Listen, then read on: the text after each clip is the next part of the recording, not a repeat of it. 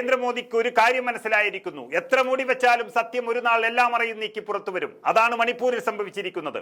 നരേന്ദ്രമോദി എന്ന പ്രധാനമന്ത്രി ഒരു തവണയെങ്കിലും അവിടെ പോയിരുന്നെങ്കിൽ അന്ന് തീരുമായിരുന്നു കലാപം.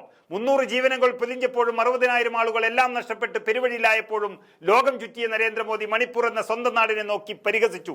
എന്നും ഭൂരിപക്ഷ സമുദായത്തെ പിന്തുണച്ച് ന്യൂനപക്ഷങ്ങളെ തകർത്ത് കളയാമെന്നും ഭൂരിപക്ഷത്തിന്റെ പിന്തുണ മാത്രം മതി അധികാരത്തിലെത്താനെന്നും ധരിച്ചിരുന്ന നരേന്ദ്രമോദിക്ക് മണിപ്പൂരിൽ ഇതാ അടിതെറ്റിയിരിക്കുന്നു. ജീവനും സ്വത്തിനും ഒരു സുരക്ഷയുമില്ലാതെ തെരുവിൽ വീണു മരിക്കാൻ തുടങ്ങിയതോടെ നരേന്ദ്രമോദി എന്ന ഭരണാധികാരിയെ മണിപ്പൂരുകാർക്ക് വെറുപ്പായി മാറി.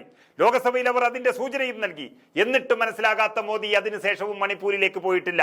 നെഞ്ചു തകർന്നു കരയുന്ന മണിപ്പൂരിന് ഏകാശ്വാസമായത് രാഹുൽ ഗാന്ധി എന്ന നേതാവിന്റെ സാന്നിധ്യം മാത്രമായിരുന്നു. അപ്പോഴും നരേന്ദ്രമോദി ഇതിനെ തമാശയായി കണ്ടു. അവസാനം സ്വന്തം പാളയത്തിൽ നിന്ന് തന്നെ തിരിച്ചടി ഉണ്ടാകുമെന്ന് ഉറപ്പിച്ചതോടെയാണ് മുഖ്യമന്ത്രിയെ രാജിവെപ്പിച്ച് രക്ഷപ്പെടാൻ നോക്കിയത്. പക്ഷേ രക്ഷപ്പെടാൻ കഴിയാതെ MLA മാർ പോലും കൈമലർത്തിയപ്പോൾ പരാജയം സമ്മതിച്ച നരേന്ദ്രമോദി രാഷ്ട്രപതിയെ വിളിച്ചിരിക്കുന്നു. ഇതാണ് മോദിയുടെ തോൽവിയുടെ തുടക്കം.